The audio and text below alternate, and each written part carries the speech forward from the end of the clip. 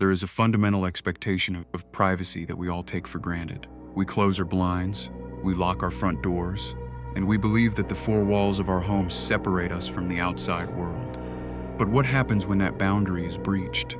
Not violently, not quickly, but slowly, methodically, over the course of years. What happens when you realize that someone has been watching you, learning your routines, memorizing your layout, and waiting in the dark? Tonight, we delve into three deeply disturbing accounts of people who discovered that they were not alone. From a quiet suburban neighborhood that harbored a decade-long secret, to a dense fog where footsteps stopped just out of sight, to an old Victorian house hiding a tenant that was not supposed to exist. These stories are a chilling reminder that sometimes the most terrifying things in life are the things we cannot see. Lock your doors tonight, and if you feel like someone is watching you, do not assume you are just being paranoid. The first account takes place in what should have been the safest place in the world. I am 23 years old. I grew up in a massive 3-story home in one of those affluent neighborhoods that looks exactly like every other nice, manicured suburban neighborhood you have ever seen. The streets are always clean. The nights are completely quiet. It is the kind of neighborhood where families wave at each other from their paved driveways while watering their lawns. It is the exact kind of place where nothing bad is ever supposed to happen. But I always felt watched growing up. I could never fully explain it to anyone. It was just this low, quiet, buzzing feeling that sat somewhere deep beneath everything else I did. It felt like a faint sound you can almost hear, but cannot quite place. For years, I just told myself it was my own natural anxiety, just the way my brain was wired to process the world. I was wrong. The very first incident happened when I was in middle school, roughly 10 years ago. I woke up one Saturday morning and walked downstairs for breakfast, only to find my parents standing in the kitchen, talking to each other in low, serious, panicked voices. The specific kind of hushed voices parents use when they absolutely do not want their children to hear what they are discussing. I paused on the stairs. I only caught a few fragmented words before they noticed I was standing there. I heard my dad say that something had happened again, and I saw my mom looking at him with a pale, frightened expression I had never seen on her face before. When I asked them what was wrong, they completely shut me down. They did not tell me what was going on. Not that day, not for over a year. I finally found out the truth from my older brother a few days later, whispered behind the closed door of his bedroom. My dad is a corporate lawyer. Because of the intense pressure of his job, he works late most nights, sitting at his heavy wooden desk inside his home office on the 3rd floor of our house. The only window in that 3rd floor office faces directly out over the street below. He had been up there working late, at around midnight, when he noticed a black Chevy Suburban moving down our street. It was moving at an almost impossibly slow speed, roughly 5 miles per hour. It wasn't slowing down to look for an address. It wasn't stopping at a stop sign, it was just crawling. My dad said it looked as though someone had taken their foot completely off the gas pedal and was simply letting the massive vehicle drift forward on its own idle power. My dad watched the dark SUV reach the dead end of the street and slowly turn around. Then, it came back, driving in the exact same direction, at the exact sprawling speed. Then, inexplicably, it parked, directly across the street from our front yard. My dad sat perfectly still at his 3rd-story window and watched that car for several long minutes. Nobody got out, nobody drove away. The massive SUV just sat there in the dark with its engine completely cut off and its headlights out. Eventually, my dad had to go back to his paperwork, but he kept nervously glancing out the window every few minutes. The car was still sitting there in the dark at midnight. It was still there at 1 in the morning. It was still there when he finally succumbed to exhaustion and fell asleep at his desk around 2 a.m. When he woke up with a start at 5:30 in the morning, the car was still parked in the exact same spot. He said he genuinely thought he was trapped in a strange dream. The SUV finally started its engine and left just before sunrise. My dad tried to go back to sleep in his bed, but the adrenaline kept him awake. And when he finally told my mom what he had seen that morning in the kitchen, she was not entirely surprised. Because apparently, this was not the first time. My older brother told me there had been other strange cars on other nights over the years. Other slow, deliberate passes down our street at hours when absolutely nobody should have been driving anywhere. Nobody in the family talked about it much after that morning. The most likely, rational explanation was that someone was just sleeping in their car and chose our quiet street by coincidence. The absolute worst-case scenario we allowed ourselves to believe was that a group of local thieves was casing houses in our wealthy neighborhood, looking for easy targets. Either way, there was nothing we could really do about it, so we moved on with our lives. I was 15 years old the next time something happened, and this time, it happened to me directly. I was up late in my bedroom on the second floor, making music on my computer. My desk sits right in front of my bedroom window, which, just like my dad's office, faces directly out onto the street. I had my noise-canceling headphones in, and I was completely absorbed in mixing a track, when a strange, unnatural light flickered in my peripheral vision. I looked up from my monitor. There were at least 3 cars moving slowly in a synchronized line down our street. They weren't crawling as slowly as the SUV my dad had seen years prior, but they were moving slow enough to be deeply strange. And the people sitting inside those cars were actively shining bright, heavy-duty flashlights out of their rolled-down windows, pointing the beams directly at the houses on both sides of the street. I sat frozen in my desk chair. I watched as the harsh white beam from the lead car swept slowly across the front facade of our next-door neighbor's house. Then, the beam moved toward ours. I dropped to the floor and ducked completely below my windowsill without even thinking. A single second later, the bright flashlight beam swept directly through my second-story window, violently illuminating my dark ceiling for a few terrifying seconds before smoothly moving on to the next property. I stayed curled up on the floor, my heart hammering against my ribs, until I was absolutely certain they had passed. Then I slowly raised my head over the sill and watched the 3 cars reach the end of the street and disappear into the night. I could not sleep a single second that night. I told my parents everything the very next morning. We agreed as a family that it was definitively a coordinated group of people looking for empty houses to rob. My dad immediately hired a company to install a Ring camera on the front door and heavy security cameras with motion sensor floodlights in the backyard. My parents even went around the neighborhood, knocking on doors, asking if anyone else had seen anything strange. No one had. A couple of years passed without incident. We started to feel safe again. Then, one of the professional contractors my dad had hired to do some heavy landscaping in our backyard found something buried in the thick bushes near the back fence line. A camera. It was tiny, no bigger than a standard car key. It was entirely battery-powered. And it had been hidden deep inside the dense foliage where absolutely nobody would ever have found it by accident. When my dad inspected it, he realized something horrifying. There was no memory card slotted inside the device, and no cellular SIM card, which meant it was not storing the video footage locally on the device, and it was not transmitting the data through a cellular network, which meant it had been streaming a live video feed via local radio frequency to someone sitting nearby. Someone had parked in a vehicle outside our house, and had sat there in the dark, watching a live feed of our private backyard until the small battery finally died. Then, they had simply left the camera behind in the dirt, either because they forgot it, or because they had already seen what they needed to see. My dad spent months obsessively reviewing every single second of our own security footage, desperately trying to figure out when the device had been planted in the bushes. He could not find a single frame of evidence. He reported everything to the local police department. The police took a formal report and did absolutely nothing. I spent weeks convinced that one of my high school friends had planted it as an elaborate, twisted prank. I interrogated every single one of them. Nobody admitted to a thing, and they all seemed genuinely disturbed by my questions. So, we moved on again, because that is what you do. Because the only alternative is letting absolute paranoia run and ruin your life. Our immediate next-door neighbors moved away not long after that incident. Their large house sat completely empty for maybe 3 weeks before a new couple moved in. They were young. They had no children. I remember thinking they seemed like an incredibly odd fit for our specific neighborhood, which was entirely comprised of large, established families, but I did not think much of it beyond that initial observation. Until I started noticing them standing at their top floor window. They were always standing, never sitting at a desk. And they were always there at the strangest possible hours, early in the dark morning or late in the dead of night, just standing perfectly still behind the glass, looking directly out toward our yard.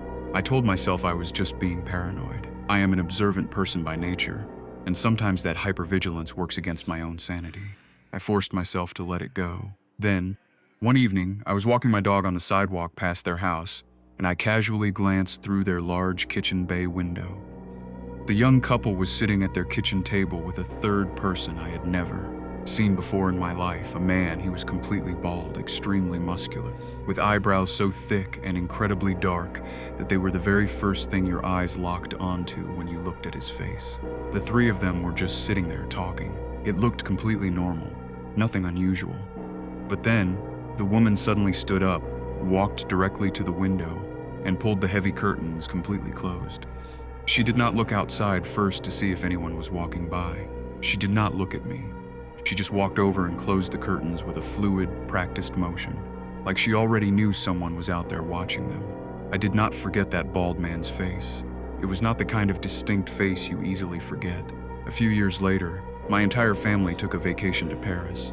My older brother had been with his girlfriend for years, and everyone in both families knew he was planning to propose on this trip, which is why we were all traveling together with her parents. A few days into the vacation, we were all sitting together in a small, crowded Parisian bar. Everyone was there, my parents, my brothers, his girlfriend, her parents. We were laughing and drinking. I was halfway through my drink, zoning out of the loud conversation, when I casually glanced across the dim room. There was a man sitting entirely alone in a booth, sipping a drink. Something about his posture felt deeply familiar before my brain even understood why. And then, it hit me like a physical blow to the chest. It was him, the bald man from my neighbor's kitchen table, sitting alone in a bar, thousands of miles away from our hometown, in Paris. I told myself it was mathematically impossible. I told myself I was losing my mind. I stared at him through the crowd from across the room, desperately trying to find a single facial feature that did not perfectly match the face I remembered from that kitchen window. I could not find anything. It was identically him. Then, he slowly looked up from his drink, and our eyes met. He knew instantly that I recognized him. I could feel it radiating from him in the exact way his expression did not change at all.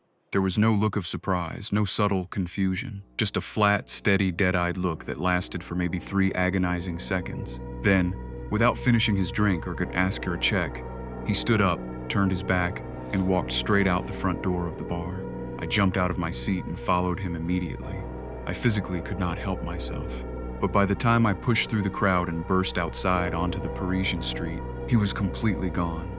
I walked back inside, sat back down at the table, and said absolutely nothing to my family. I spent the entire rest of the night furiously telling myself it was just a bizarre, one-in-a-million coincidence, that Paris is a massive city overflowing with international tourists, and my paranoid brain had simply convinced me that a stranger looked like a man I had seen once through a window years ago.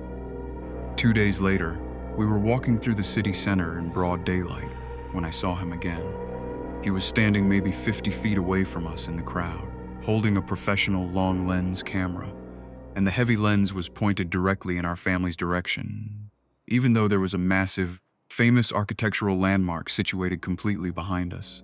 I froze. He lowered the camera, turned a corner, and disappeared into the crowd. I told my parents everything that night in the hotel room. Every single detail, tracking back through the cars, the hidden camera in the bushes, and the neighbors. My dad believed me immediately, his face turning pale.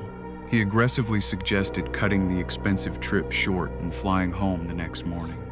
We didn't end up leaving early, but the rest of the vacation was completely unbearable. We walked through the beautiful city, constantly looking over our shoulders, jumping at every shadow. When we finally got home, my dad spent days checking everything the home security cameras had stored while we were gone. Nothing. I do not know who these people are. I do not know what they want from my family. I do not know how long it has truly been going on, or when it is ever going to stop. What I know with absolute certainty is that a highly coordinated group of people has been secretly watching my family for over a decade, possibly much longer, and I have not felt safe inside my own home since the exact moment I understood that. The second account shifts the horror from the suburbs directly into the isolation of nature. I want to be incredibly clear about something before I tell you this next story. I am not a fearful person. I do not scare easily. I have been hiking alone in the wilderness at night for years, and I have never once felt genuinely afraid out there in the dark. But what happened on the trail that night was fundamentally different. I had received some devastating personal news over the phone earlier in the afternoon. The kind of heavy, life-altering news that completely hollows you out, making the physical walls of whatever room you are standing in feel like they are slowly closing in on you. My ex had moved on completely, and seeing the absolute confirmation of it had shattered something I had been trying desperately not to think about for months. Some people drink heavily when they feel like that. Some people call a close friend to cry. I go for a long, grueling hike. I had been hiking the vast network of trails near Angeles National Forest for years. I knew the specific route so intimately well that I did not even need to think about where my feet were going. That blind familiarity was exactly the point. I just needed to physically move and breathe heavy, letting my body do something exhausting while my brain processed the grief. I set out from the trailhead around 8 o'clock in the evening. Nothing ambitious. Just a standard 5-mile loop I had walked dozens of times before. The heavy fog was absolutely not in the weather forecast. By the time I was a mile deep into the forest, the temperature had plummeted, and the visibility had dropped to maybe 20 feet in any direction. Everything beyond that tight radius was just a swirling, impenetrable wall of gray moisture. I tried clicking on my heavy flashlight, but the harsh white beam bounced straight back off the thick moisture in the air, creating a blinding glare that made everything infinitely worse. So, I clicked it off and allowed my eyes to naturally adjust to the faint ambient moonlight filtering down through the canopy in the fog. I had music playing softly through my earbuds. It was a safety precaution I always took on night hikes to keep bears and mountain lions from being startled by my sudden footsteps. My dad had taught me that trick years ago, and it had always worked perfectly. About an hour into the hike, I stopped walking completely. There was a smell hovering in the damp air, perfume. It was a sharp, floral, highly distinct scent, and it was completely, utterly out of place in the middle of a dense national forest at night. I stood completely still on the dirt path and looked around, which was entirely pointless, because I could not see more than 20 feet in any direction. By the time I had finished blindly scanning the wall of gray fog, the floral smell was already gone. I shook my head, blamed the wind carrying a scent from a distant highway, and kept walking. 10 minutes later, there was another distinct smell: campfire smoke.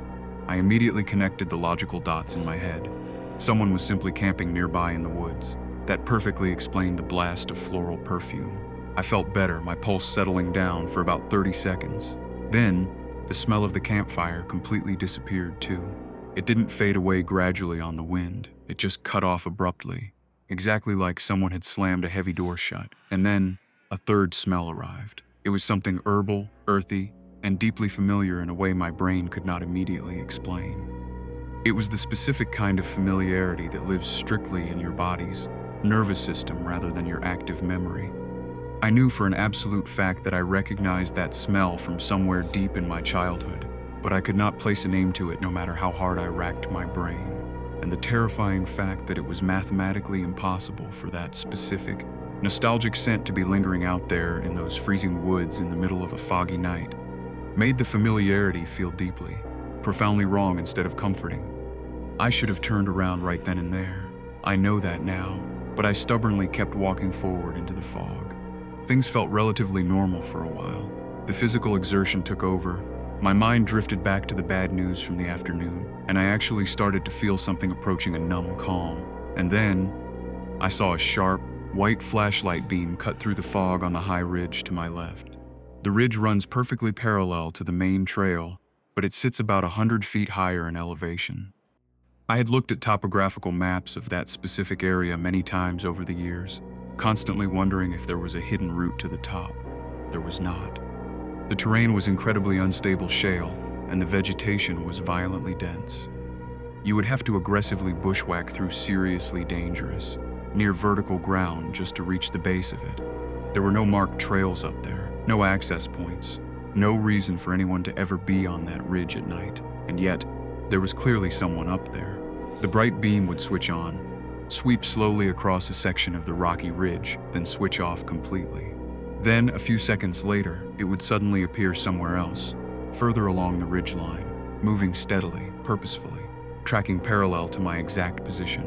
I reached up and pulled my earbuds out, turning my music completely off. The exact moment the music stopped, I heard whistling. It was steady, unhurried, and perfectly pitched, coming from somewhere high up on that dark ridge. It had an incredibly casual, relaxed quality to it, which was somehow infinitely more frightening than if the person had sounded frantic or lost. If I could clearly hear them whistling down here on the trail, they could absolutely, 100%, hear the music I had just been playing. They had known I was down here for a very long time. I kept moving, my heart hammering against my ribs. There was a specific overlook spot just ahead that I liked. I frantically told myself I would hike to that spot, stop there, collect my racing thoughts, and decide whether to turn back or push through the loop. When I reached the overlook, I almost wished to God I had not. Sitting perfectly centered on a flat rock near the jagged edge of the overlook was a stone sculpture. It was carefully stacked, deliberately placed, positioned right where anyone arriving at that overlook would immediately, unavoidably see it. I knew exactly what it meant. I do not know how I knew. I have no logical explanation for the primal terror it instilled in me, but I just knew. I turned around immediately, abandoned the loop, and started speed walking back the exact way I had come. That is when the heavy footsteps started. They came from the dirt path directly ahead of me, the exact direction I needed to walk to get back to my parked car. They were fast, heavy, and completely, unmistakably human. The cadence was entirely wrong for a four-legged animal. It was a person sprinting full speed toward me through the blinding fog. I had no time to think. I had no time to dive into the dense brush. I just stood my ground, planted my boots, and braced my body for a violent impact. The heavy footsteps suddenly stopped, right in front of me. I stared wide-eyed into the swirling gray fog. I could not see a single silhouette, but whatever had been sprinting toward me was now standing entirely still, somewhere just 5 feet beyond the edge of my visibility in the dark.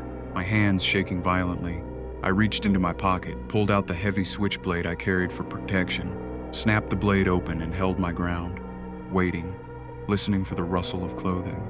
Every single cell in my body screaming at me to turn and run blindly into the woods. Nothing happened, just absolute suffocating silence. Eventually, my survival instinct overrode my paralysis, and I started moving, slowly, inch by inch, sidestepping back toward the main trailhead, back toward my car. Every few minutes as I walked, I heard one or two extra, distinct footsteps crunch against the gravel. They matched my pace too perfectly to be an acoustic echo. Every single time I whipped my head around to look back, there was nothing but the gray wall of fog. That psychological torture went on for about a mile. Then, something massive crashed violently through the dense bushes directly behind me. It was so loud and aggressive that I physically jumped a foot in the air and yelled out loud before I could stop myself. I ran. I do not know why it took me that long to finally start sprinting. But the exact moment I did not stop. My lungs were burning. My legs were screaming, and the whole terrifying way back to the parking lot, I could hear something massive crashing through the thick undergrowth directly behind me, keeping perfect pace, not gaining ground, not falling back, just staying right there in my blind spot. I burst into the parking lot, made it to my car, scrambled inside, and locked the doors. I sat there gripping the steering wheel, shaking so violently for a long time before I could finally make my legs operate the pedals to drive away. I did not go back to that trail, or any trail, for months. I still do not know what was out there in the fog that night. I have thought about it hundreds of times, analyzing every detail, and I have never been able to find a rational explanation that accounts for all of the impossible, nostalgic smells, the presence on the impassable ridge, the sprinting footsteps that stopped directly in front of my face, the strange stone sculpture that I somehow understood on a primal level immediately. Some things in this world do not have logical explanations. That night in the fog is one of them. The final account deals with a different kind of horror, the kind that comes from the secrets our own families are willing to keep from us. This happened close to 20 years ago, when I was 16 years old. My parents were going through an incredibly toxic, ugly divorce, and my mom unilaterally decided that the best thing for everyone was to send me away to stay with my great aunt Lucy in upstate Vermont for a few weeks while the lawyers sorted out the brutal details of the separation. I had met Aunt Lucy maybe twice in my entire life. I barely knew the woman. I was absolutely not thrilled about being shipped away to a rural town, but as a teenager, I did not have much say in the matter. Aunt Lucy lived entirely alone in a sprawling, massive first-floor apartment situated inside a beautiful Victorian building she owned outright. The building had been converted into apartments sometime in the 1960s. She rented out the upper 2 floors to independent tenants, and kept the entire ground floor exclusively for herself. The place was genuinely beautiful in that specific old-fashioned cinematic way. 12-foot-high ceilings, creaking original hardwood floors, intricate hand-carved moldings around every single door frame. It was the exact kind of house that looked like it belonged in a period film. But Aunt Lucy was deeply strange about certain parts of her own home. She had a massive master bedroom located at the back of the apartment, featuring tall, floor-to-ceiling windows and beautiful, expensive antique furniture. But she did not sleep in it. She chose to sleep on a small, uncomfortable cot in a cramped den directly off the living room instead. When I politely asked her about it on my first day, she told me that the master bedroom simply got way too much morning light, and it hurt her eyes. When I asked if I could sleep in the master bedroom instead of the small guest room, she looked at me with a cold, severe expression that made it very, very clear the subject was permanently closed. I knew better than to push it. I did not bring it up again. The first few nights I was staying there, as I lay in the guest bed, I kept hearing heavy footsteps coming from the wooden floorboards directly above us, back and forth, over and over again, following the exact same path across the ceiling. It was methodical, steady, and rhythmic, sounding exactly like someone pacing the entire length of an empty apartment in deep thought, rather than just casually walking from room to room. I told myself it was simply one of her upstairs tenants, someone who worked a late-night shift and liked to pace the floors to unwind while they thought. After about a week of the constant, nightly pacing keeping me awake, I casually mentioned it to Aunt Lucy over breakfast in the kitchen. She stopped pouring her coffee, she gave me a long, unreadable look, and flatly told me that the entire second floor had been completely vacant for over a month. I put my fork down. I told her that was impossible, because I had been hearing someone walking up there every single night since I arrived. She took a sip of her coffee, completely unfazed, and told me I was simply hearing the old Victorian building settling in the cold weather. 2 days later, my curiosity got the better of me. I asked Aunt Lucy if I could go upstairs and see the vacant apartment for myself. She was highly reluctant, her jaw tightening, but eventually she agreed to unlock the door for me. Just as she had said, the massive second-floor apartment was completely, totally empty. No furniture, no boxes, no forgotten personal items. Nothing but bare walls and echoing space. But as I walked through the rooms, I noticed something on the original hardwood floors. There were scuff marks, heavy, dark scuff marks, and they were completely fresh. They formed a clear, undeniable, worn path traveling straight from the front living room of the apartment all the way to the back bedroom window.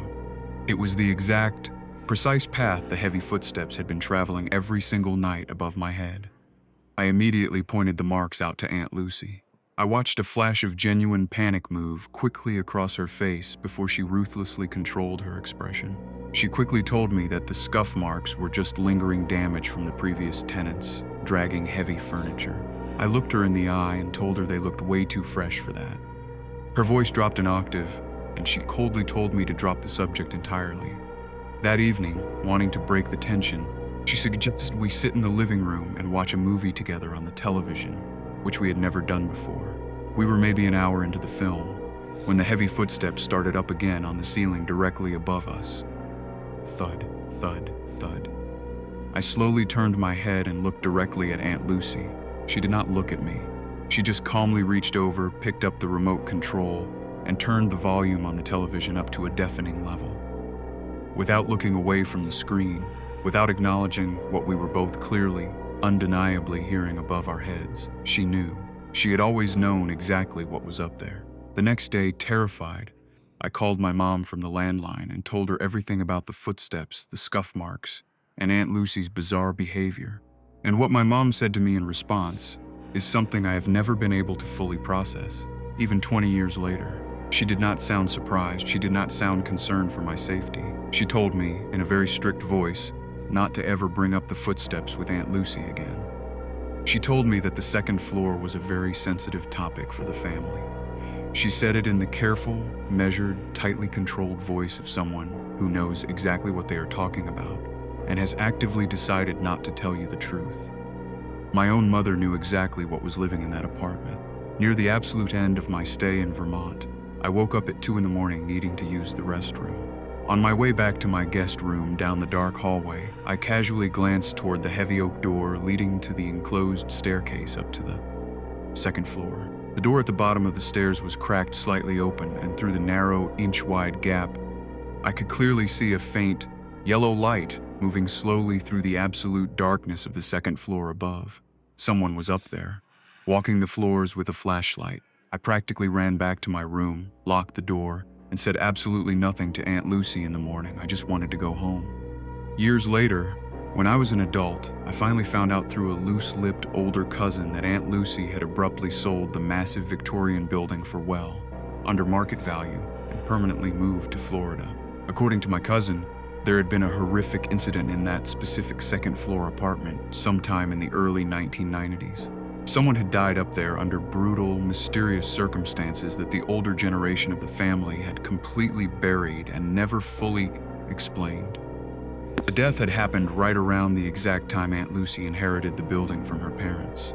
My cousin told me that the family had spent a lot of money and effort trying to keep the details of the death completely quiet from the authorities and the rest of the town. I have never believed in ghosts. I want to be incredibly clear about that.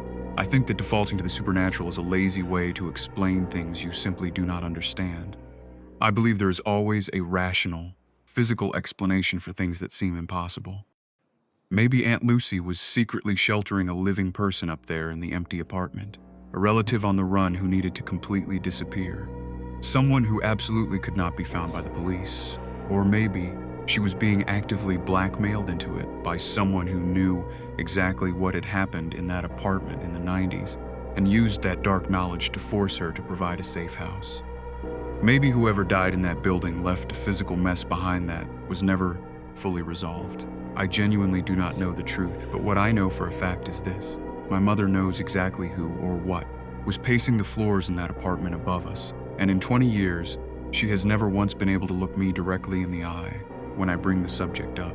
Some dark family secrets are kept hidden because the real truth is simply too complicated to explain, and some secrets are kept because the truth is far too dangerous to say out loud. I have never been able to figure out which one this is. 3 accounts. 3 people who survived their nightmares, but were never given the answers they truly deserved. A family constantly watched for over a decade by a highly coordinated group of people who have never been identified.